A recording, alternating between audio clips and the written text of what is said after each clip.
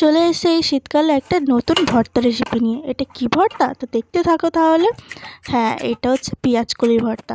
তো ফেসবুকে স্ক্রল করতে করতে আমি দেখতে পেয়েছিলাম এই ভর্তার রেসিপিটা। তো ভাবলাম যে চটপট আমিও একটু বানিয়ে নিই। দেখো, প্রথমে পেঁয়াজকলি, পেঁয়াজ, তারপরে রসুন, টমেটো, ধনেপাতা, কাঁচা লঙ্কা সমস্ত কিছু একে একে কুচিয়ে নেওয়া হলো। এরপরে কড়াইতে তেল গরম করে সেই কোচানো পেঁয়াজকলিগুলো দিয়ে দেওয়া হলো।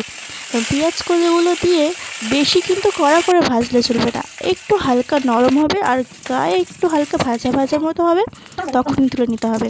আর তারপর ওই তেলের মধ্যে সামান্য একটু জিরে ফোড়ন দিয়ে তার মধ্যে একে একে টমেটো, রসুন, লঙ্কা, পেঁয়াজ সমস্ত একসঙ্গে ভেজে নিতে হবে। তার মধ্যে নুন, সামান্য পরিমাণ হলুদ গুঁড়ো, লঙ্কার গুঁড়ো আর জিরে গুঁড়ো সব একসঙ্গে দিয়ে একটু ভালো করে ভেজে নিয়ে, ভাজা হয়ে গেলে তার উপরে ধনেপাতাগুলো দিয়ে দিতে হবে। ধনেপাতাগুলো হালকা নরম হয়ে গেলেই সেগুলোকে নামিয়ে নিয়ে শিলের মধ্যে এইভাবে বেটে নিতে হবে।